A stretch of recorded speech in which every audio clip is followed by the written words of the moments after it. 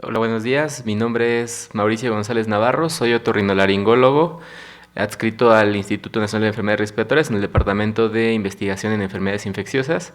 Y el día de hoy vamos a hablar sobre manifestaciones otorrinolaringológicas de la enfermedad causada por el virus SARS-CoV-2, COVID-19.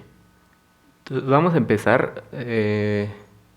Primero que nada, eh, es bien sabido ya a lo largo del curso, seguramente ya han discutido esto, que el virus SARS-CoV-2 es un virus RNA que se introduce a las células a través del receptor AC2 con algunos otros correceptores. Esto se volverá más adelante del tiempo, pero es un receptor extremadamente importante en la fisiopatología del virus, ya que es uno de los mediadores en los cuales se crea daño pulmonar y uno de los mediadores en los que se introduce a las células y es como genera la prima infección en la vía nasal. Esto es importante mencionar, lo que es la información sobre esta enfermedad está en constante evolución, lo cual hace que lo que estemos hablando el día de hoy puede no ser cierto el día de mañana y pudo ser distinto el día de ayer. Entonces hay que tomar esto siempre con miras a que puede ser cambiante, ¿no? Las manifestaciones otorrinolaringológicas en pacientes con COVID-19 van a ser asociadas directamente a la primera infección por COVID y a alteraciones secundarias a toda la atención médica que se le está realizando a los pacientes ya cuando están hospitalizados o por algún padecimiento un poco más grave. Aquí nos vamos a centrar a lo que está asociado a la prima infección. Entonces, como manifestaciones asociadas tenemos que la fiebre, la fatiga y la tos, si bien no son necesariamente otorrinolaringológicas, son las más comunes. Hasta en un 82%, de acuerdo a la serie que uno revise, va a presentar estos síntomas. Y el resto que no presenta síntomas van a ser este pequeño grupo de asintomáticos, pero en aquellos que lo presentan al menos uno de estos tres lo van a tener. Luego de estos van seguido la odinofagia de 12 a 46% y la rinorrea de 10 a 40%. Esto son los más comunes y siempre se van a presentar en los primeros 3 a 5 días posterior a que se expone al virus. Aquí en esta gráfica que les voy a presentar tenemos el porcentaje de las pacientes que tienen síntomas, en qué momento desarrollaron estos. Aproximadamente un 50% lo va a presentar al quinto día y a partir del día 10 ya todos los pacientes van a tener todos los pacientes que van a desarrollar síntomas ya han desarrollado un síntoma. Y mucho de estas cuestiones de aislamiento y de vigilancia, por eso es que dan estos días, porque más o menos al día 10 todo aquel que va a presentar síntomas ya presentó algún síntoma. Existen otros reportes anecdóticos de otro tipo de síntomas, como pudiera ser hipertrofia amigdalina con reacción purulenta en las amígdalas, adenopatías cervicales, hay reportes de vértigo de presentación súbita o de hipoacusia de presentación súbita, los cuales se ha diagnosticado COVID, ya que el COVID, además de ser un virus que afecta el tracto respiratorio, parece tener cierto tropismo por las neuronas y poder causar algo así. Sin embargo, estos son únicamente reportes aislados y no se ha demostrado una asociación directa. Aquí les voy a presentar un caso donde una colega otorrinolaringóloga tuvo ella ya eh, COVID y ella inició primero con una infección que parecía ser una faringoamigdalitis y se puede ver la reacción de la descarga purulenta en las amígdalas. Esto fue en el día de inicio de síntomas. Ella, por ser otorrinolaringóloga, asumió que era una faringoamigdalitis y tomó tratamiento dirigido a las infecciones a los causantes más frecuentes. Sin embargo, no mejoró mucho. A los 2 días se veía un poco peor, más reacción inflamatoria alrededor de la amígdala y la reacción purulenta más marcada cuando solicitó el consejo de un grupo de otorrinolaringólogos y decidimos hacerle la prueba de COVID, salió positiva y ella más bien mejoró, ya ella suspendió el antibiótico y mejoró, y ya al día 7, vean cómo tenía todavía un poquito de reacción inflamatoria, algo de pus y algunos tonsilolitos. Nuevamente, estos son reportes anecdóticos, pero parece ser que también tiene la capacidad de generar una faringoamigdalitis como la conocemos comúnmente. Aquí les presento, esto es hablando de reportes internacionales. Ahora, ¿qué tenemos aquí? Nosotros hicimos una serie de pacientes, fueron algunos de los primeros 100 pacientes que entraron al instituto, donde les diagnosticamos, bueno, hicimos una base de datos. Esto es en un reporte que se hizo con otro fin, es un artículo que estamos en vías de publicación de lesión renal aguda en pacientes con COVID-19, y encontramos que de nuestros pacientes, 36% de ellos tenía rinorrea, 52% tenía odinofagia, como bien había dicho, fiebre, cefalea, mialgias y disnea fueron los más comunes, pero de los otorrinolaringológicos, que los pongo en naranja, pues no es una cantidad nada despreciable, al menos la mitad tuvo odinofagia y rinorrea también más de un 30%, que coincide más o menos con nuestros hallazgos. Ahora, vamos a pasar al tema de la anosmia. En nuestros pacientes es muy poco frecuente la anosmia, que no es así en la población general de COVID, pero aquí tenemos una población muy distinta al resto, ya que aquí estamos concentrando los casos graves, y parece ser que la anosmia son cosas nuevamente que todavía no se demuestran bien, pero parece ser que el COVID que presenta anosmia no va a ser un caso grave.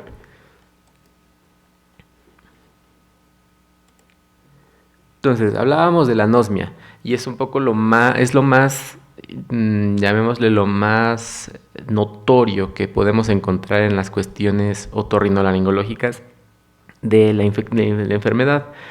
La anosmia se presenta en 52 hasta 87% de todos los pacientes sintomáticos, y hasta 15% puede ser el síntoma inicial, apareciendo en los primeros 3 a 7 días.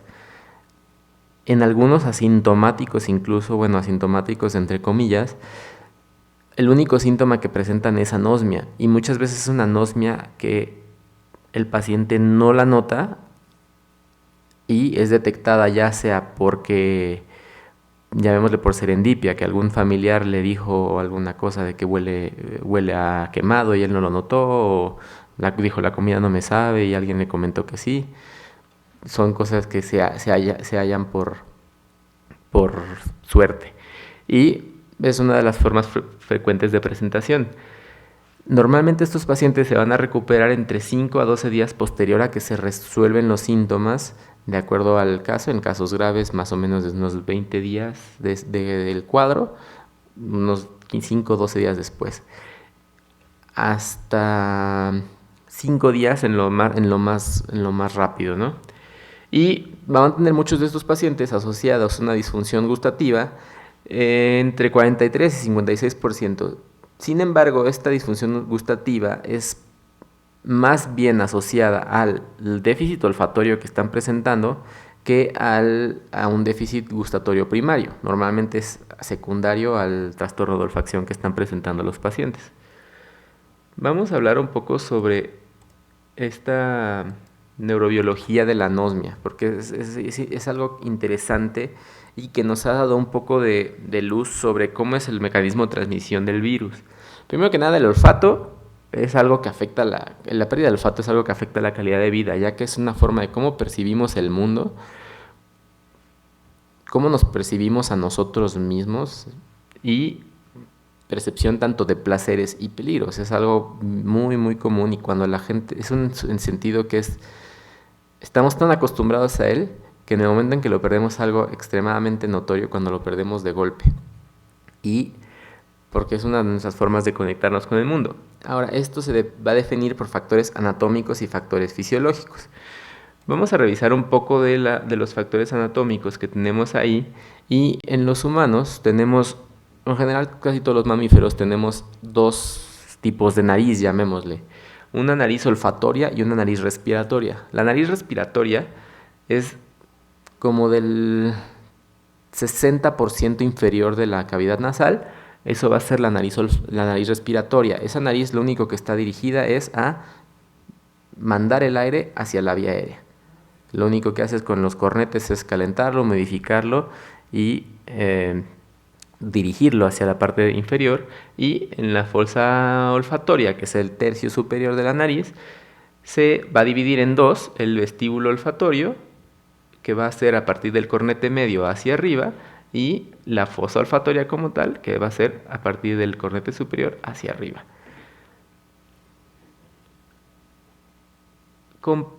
Hay ciertas creencias de que los animales tienen mejor olfato, mejor capacidad olfatoria que nosotros.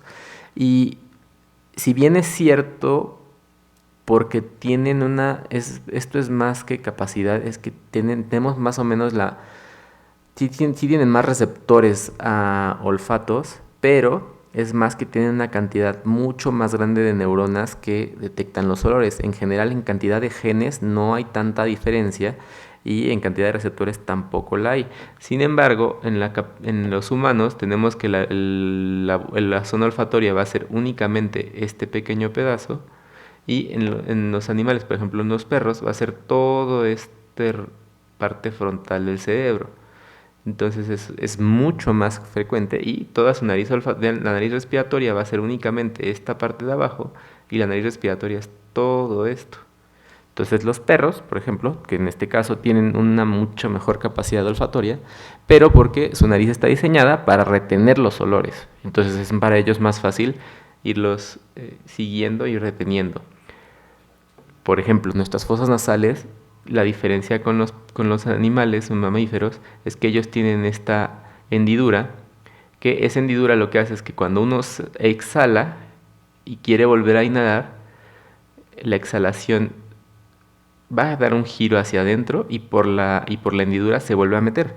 Entonces eso hace que concentren los aromas en la fosa olfatoria, cosa que nosotros no tenemos, y por eso es que a nosotros nos cuesta un poco más de trabajo detectar algunos olores que están muy, muy ligeros. Los animales pueden detectarlo por resonancia magnética funcional, lo detectan mucho más rápido que nosotros porque tienen esta recirculación de aire y mantienen más el olor en la cavidad, pero no es que sean más capaces de detectarlo. Ahora, les decía yo de la nariz olfatoria y la nariz respiratoria. Un 85% del aire es dirigido por la parte inferior y solo un 15% del aire llega a la nariz olfatoria. Ahora, todo esto es importante porque a la hora que respiramos, si esta viene con virus, alguna parte tiene que llegar hacia acá. ¿Cuál es la diferencia? Que aquí, al hacerse la turbulencia, se dirige luego hacia abajo, y aquí más o menos es donde permanece un cierto tiempo. Puede quedarse ahí hasta media hora algunas gotitas respiratorias. Y así es como de repente a todos nos ha pasado que olemos algo muy penetrante y después de que nos vamos seguimos percibiendo ese aroma, pero ya no está ahí el estímulo, sino que lo que está ahí son las moléculas que todavía están dando vueltas por la fosa olfatoria. Y eso es muy común, sobre todo en olores que son demasiado penetrantes.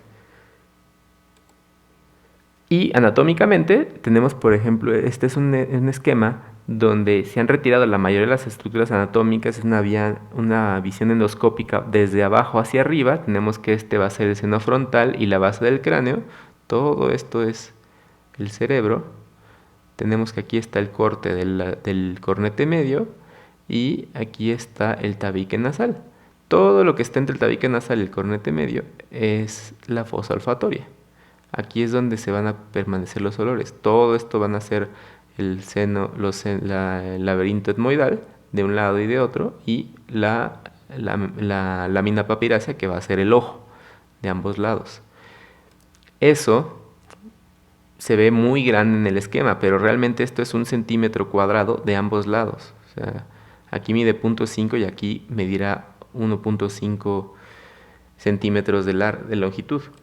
Al retirar esas estructuras, vemos cómo es el ingreso a la cavidad craneal. Como referencia, esta era la arteria etmoidal anterior, que la teníamos en la diapositiva anterior, Quitando todo eso, tenemos que todo esto es la fosa olfatoria y esto es la lámina cribosa.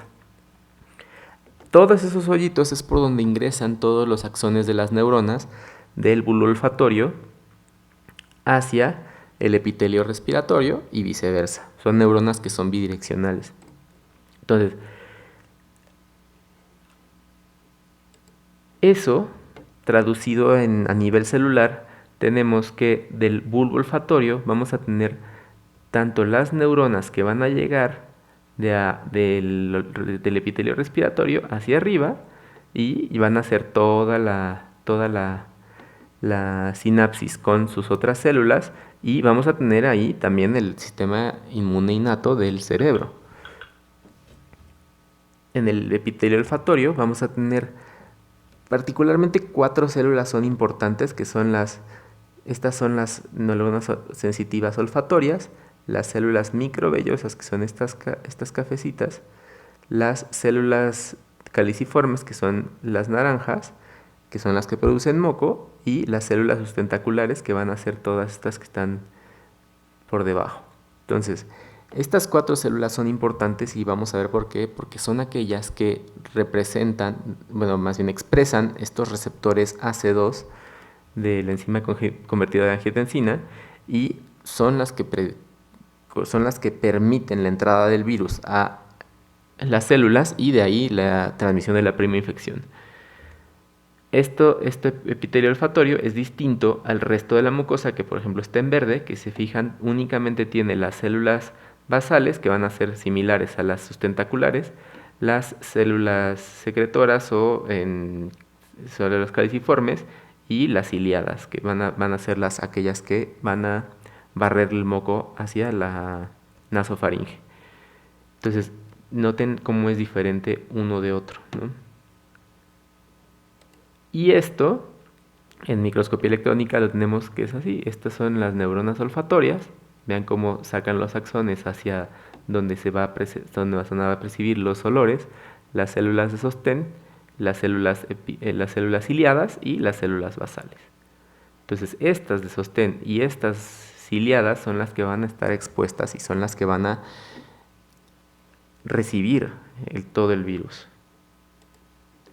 Entonces, esto además necesita una conexión central muy importante que se va a dar a través de toda la vía olfatoria, donde desde ese bulbo olfatorio va a llegar a varios lados, como lo es la amígdala, la estría terminal, la corteza piriforme, el hipotálamo, y todo esto hace que nos dé todas las sensaciones que nos dan cuando percibimos algún aroma.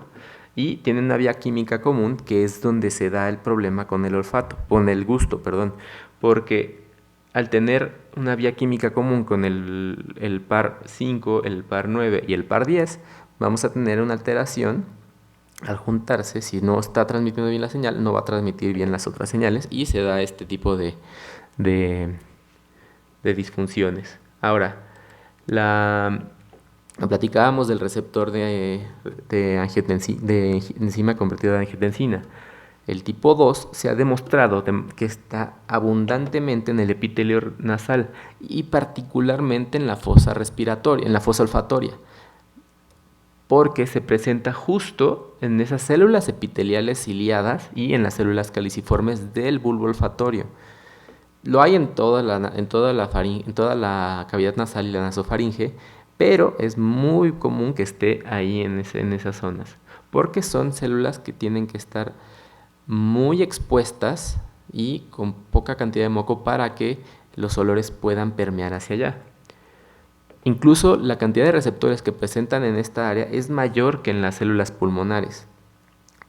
Como en este artículo de la revista Nature, tenemos, para digerir un poco este artículo, tenemos en la cantidad de expresión de los genes y el porcentaje expresado de acuerdo. El porcentaje va a ser el tamaño del círculo y la expresión promedio está en color. Mientras más rojo, más expresión, y mientras más grande, mayor expresión.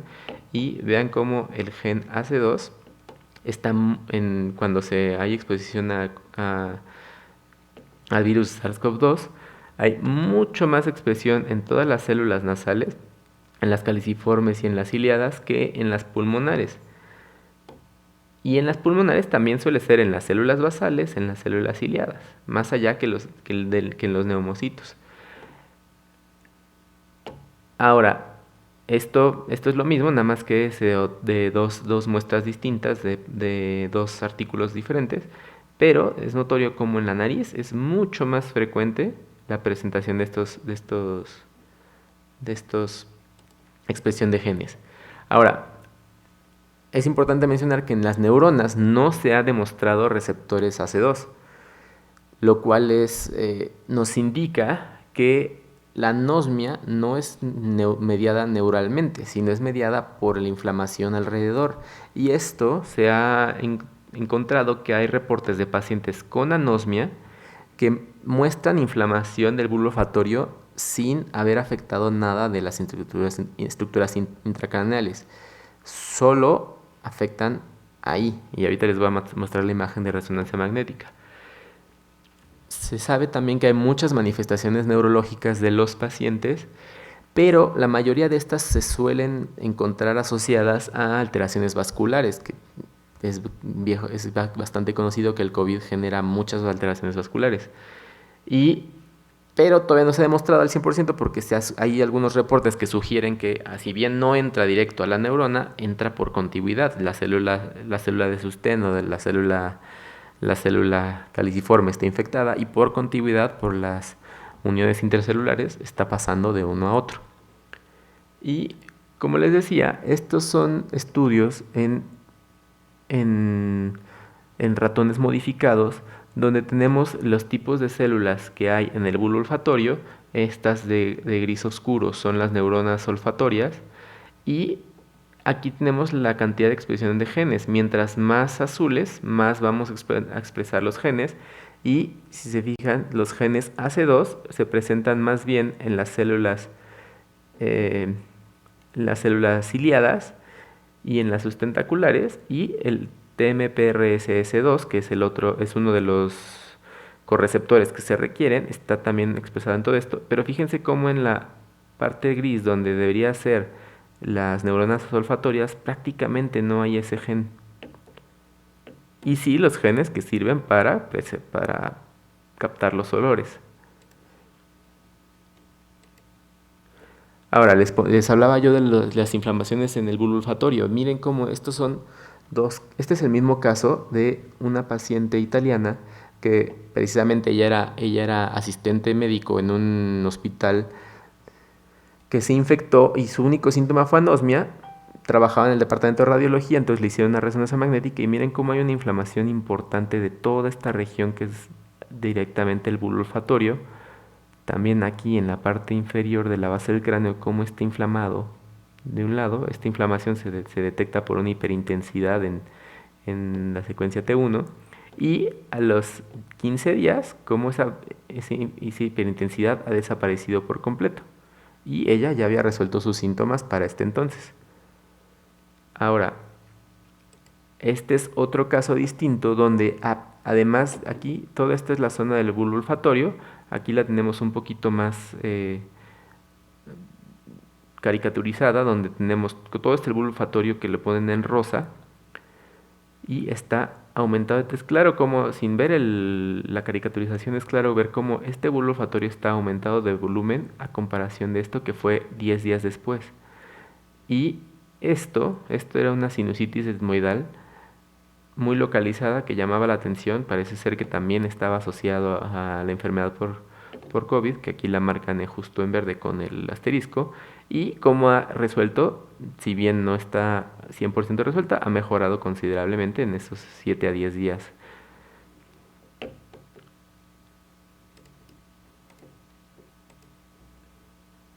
Entonces, algo que es importante es que esta anosmia puede tardar hasta 3 meses en recuperarse. Llega a haber algunos pacientes que no se recuperan por sí mismos, y después de 3 meses se considera que prácticamente la función olfatoria está disminuida y hay que hacer rehabilitación olfatoria, que esa es ya todo un tema aparte, pero se está haciendo algunos pacientes cuando dura más de 3 meses. Incluso si ya ha durado más de un mes, yo suelo recomendarles a los pacientes que de una vez se inicie la terapia respiratoria, la terapia olfatoria para acelerar un poco la recuperación y si no habrá una recuperación completa, al menos limitar la afección a la calidad de vida que va a tener el paciente. Es importante mencionar que este es el único marcador en algunos pacientes y es algo que se debe tomar en cuenta tanto en los triage de atención a pacientes COVID o en cualquier establecimiento de salud, ¿no? Donde cualquier paciente que acuda a consulta se le puede hacer ya sea una prueba muy sencilla o a interrogar sobre los síntomas y esto es algo que es muy muy indicativo. Y bueno, como todo en esta enfermedad requiere más investigación, actualmente aquí en el instituto tenemos el protocolo E0720 que básicamente estamos queriendo caracterizar la frecuencia de la anosmia en los pacientes mexicanos con COVID. Se está haciendo una prueba de olfacción al mes y al día de reclutamiento y a los 3 meses y para detectar qué tanto está presentándose en mexicanos, porque se ha visto que hay diferencia entre las poblaciones. Por ejemplo, en las poblaciones chinas, en los reportes de China ha habido muy pocos casos de anosmia. De hecho, la anosmia se empezó a detectar cuando llegó la enfermedad a Europa. Ahí fue cuando salieron los primeros reportes. El primer reporte fue una carta de la Asociación Británica de Otorrinolaringología, quienes habían detectado esto y lo reportaron. Y actualmente en las últimas series, nuevamente en las series asiáticas, casi no reportan esta anosmia y en series europeas y americanas sí se ha reportado con bastante frecuencia la anosmia.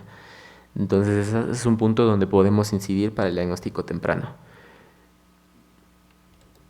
Y de mi parte es todo.